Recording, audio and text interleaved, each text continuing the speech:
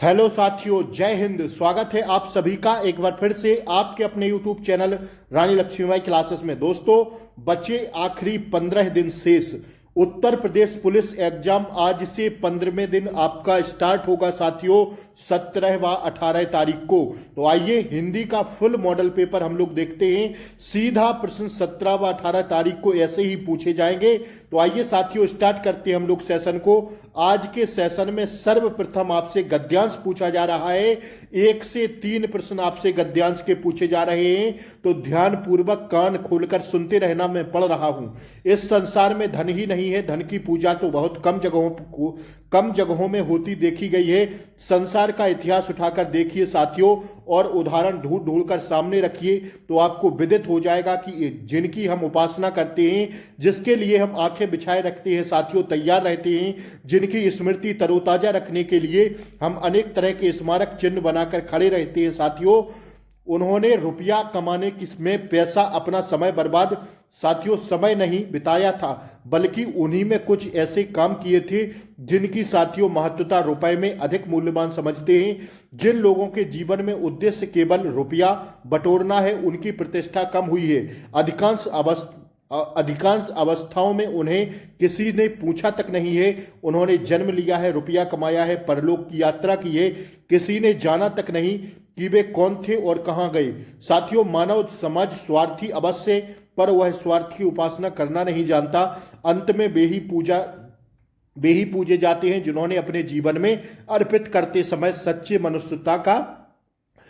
मनुष्यत्व का परिचय दिया है। अब साथियों इसके हम लोग आंसर देखेंगे।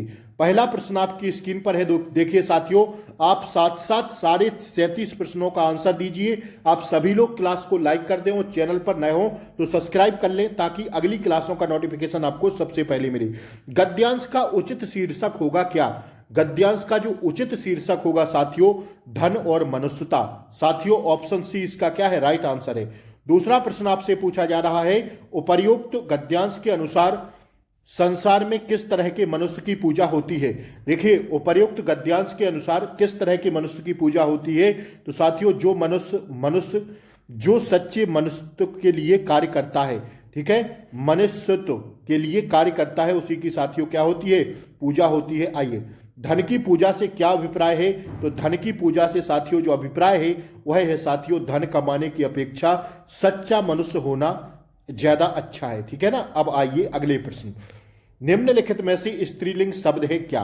किन्नर, अहिंसा, अंतरी या साथियों अपरिग्रह। तो आपको बताना है इनमें से स्त्रीलिंग शब्द कौन सा है। तो स्त्रीलिंग जो शब्द हो जाएगा साथियों वो हो जाएगा अहिंसा। अहिंसा एक साथियों स्त्रीलिंग शब्द होगा, इसको ध्यान रखिएगा।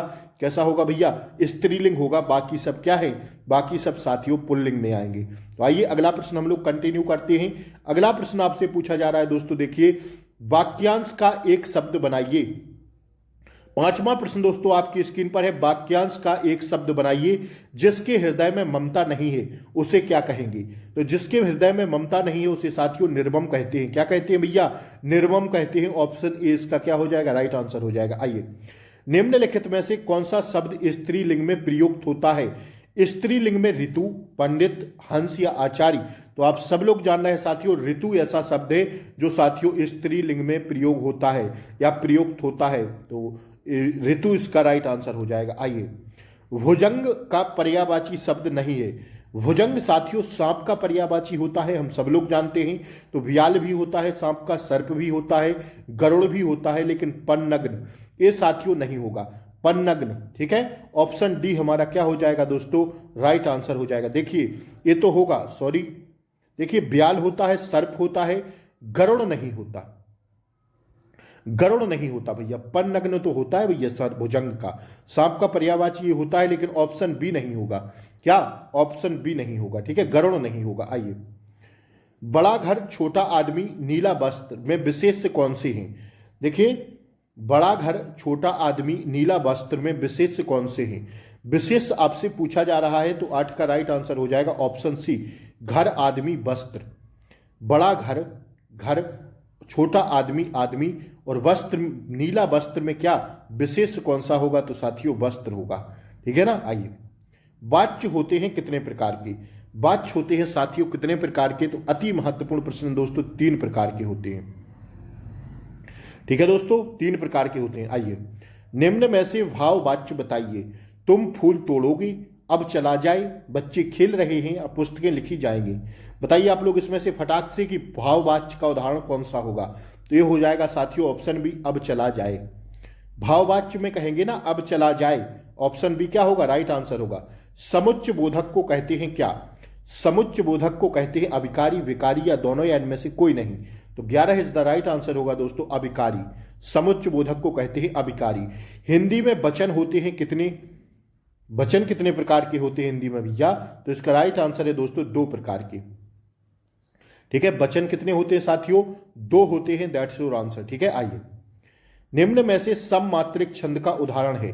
सममात्रिक छंद का उदाहरण आप बताइए। सोठा, चौपाई, दोहा या सभी?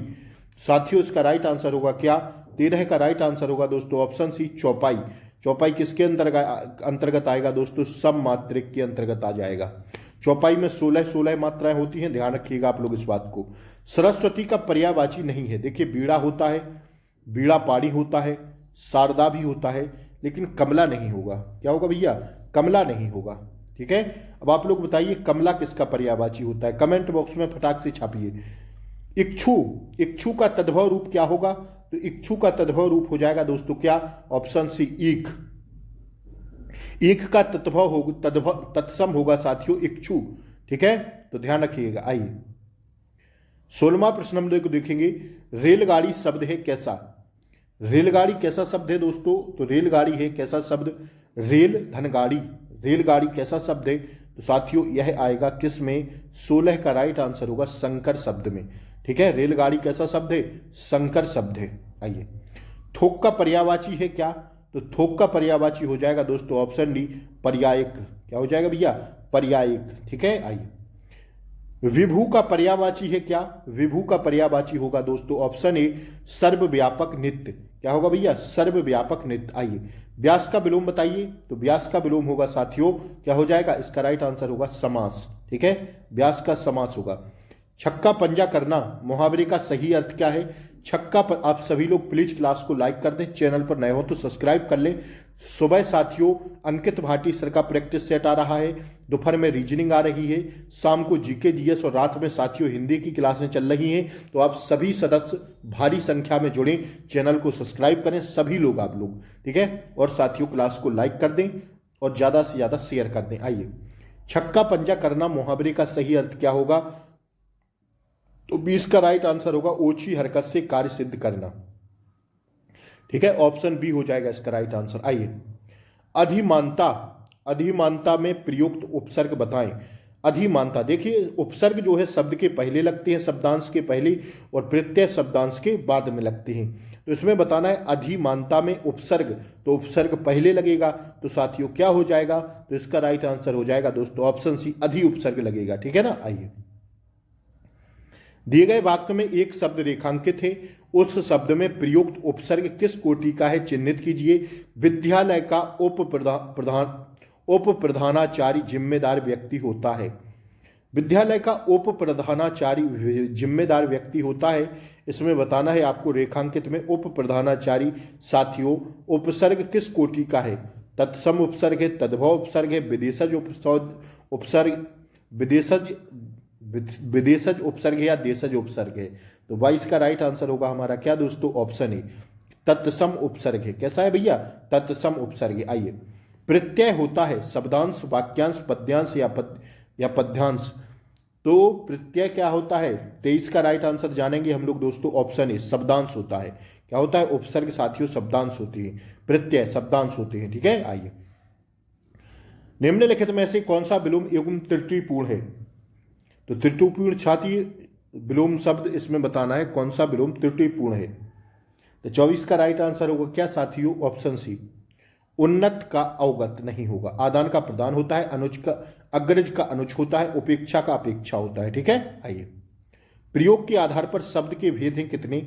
प्रयोग के आधार पर शब्द के भेद हैं कितने, तो 25 का राइट आंसर है साथियों ऑप्शन ए 2 भेद। साथियों आप लोग बाद में जरूर बताइएगा कमेंट बॉक्स में कि आज आपका टारगेट कितना रहा, ठीक है। 37 में से जरूर बताया करिए कमेंट में। यहाँ पर ईमानदारी से मॉक टेस्ट दीजिए मेरे साथ, तो एग्जाम में आपका मॉक टेस्ट साथियों बहुत अच्छा रहेगा, ठीक है ना। कॉपी पेन लेके बैठा करिए क्लासों में, ठीक है। पनहई शब्द का तत्सम रूप है क्या, पनहई शब्द का तत्सम रूप क्या होगा, तो भैया 26 का राइट आंसर हो जाएगा ऑप्शन डी उपानह। क्या होगा भैया, उपानह। आइए, उद्यान का शुद्ध वर्ण विच्छेद क्या होगा, तो शुद्ध वर्ण विच्छेद करेंगे इसका तो हो जाएगा क्या, उ दा या बड़ा अ ना और आ। हलंत संबंधी अशुद्धियां देखा करिए, एग्जाम में छोटी सी गलती ही हमारा सिलेक्शन रुकवा देगी। तो ऑप्शन सी इसका क्या होगा दोस्तों, राइट आंसर होगा, ठीक है। आइए 28वां प्रश्न हम लोग कंटिन्यू करेंगे। देखिए ये रहा आपकी स्क्रीन पर 28वां प्रश्न। सरयूमी का संधि विच्छेद क्या होगा, संधि इसमें सरयूमी में संधि कौन सी आएगी, तो साथियों इसमें संधि जो आएगी वो आएगी आपकी कौन सी, दीर्घ संधि। कौन सी आएगी भैया, दीर्घ संधि आएगी। आइए 28 हो गया। 29वां प्रश्न हम लोग देखेंगे क्या कह रहा है। 29वां प्रश्न देखिए, निम्न में से किस धातु में भाषा बनी है, किस धातु में भाषा बनी है, तो ये बनी है किस में दोस्तों, ऑप्शन बी भास धातु में, ठीक है। भाषा साथियों भास धातु से बनी है। आइए धातुमसा, धातुष्मा, धातुष्मा का प्रयुक्त संधि है क्या, इसमें प्रयुक्त कौन सी संधि आएगी, धातुष्मा में, तो इसका राइट आंसर होगा दोस्तों ऑप्शन सी दीर्घ संधि आएगी। कौन सी भैया, दीर्घ संधि आएगी। आइए विशेषण और विशेष के योग से कौन सा समास बनता है, विशेषण और विशेष के योग से कौन सा समास बनता है, तो 31 का राइट आंसर होगा दोस्तों ऑप्शन सी कर्मधारय समास बनता है, ठीक है। आइए जिस समास का कोई पद प्रधान नहीं होता उसे कहते हैं क्या, तो उसे कहते हैं दोस्तों क्या कहते हैं भैया, ऑप्शन डी बहुब्रीहि समास, ठीक है। जिस समास का कोई पद प्रधान नहीं होता उसे बहुब्रीहि समास कहा जाता है। उपसर्ग को कहते हैं क्या, तो उपसर्ग को शब्दांश, वाक्यांश, शब्द या पद, तो इसको कहते हैं साथियों क्या, 33 का ध्यान रखिएगा, शब्दांश। क्या कहते हैं, शब्दांश कहते हैं। लिपि की आवश्यकता होती है कहाँ पर, तो लिपि की आवश्यकता होती है भाषा लिखने में, ठीक है, लिखते चलिएगा। आइए खड़ी बोली निकली है कहाँ से, तो खड़ी बोली निकली है दोस्तों कहाँ से, ऑप्शन बी पश्चिमी हिंदी से, ठीक है। मैं गोली की तरह आपको रिवीजन करा रहा हूं, बने रहिए। हिंदी भाषा की कुल वर्ण लिपियां हैं कितनी, तो साथियों कितनी है, 52। कितनी है दोस्तों, 52 है, ठीक है।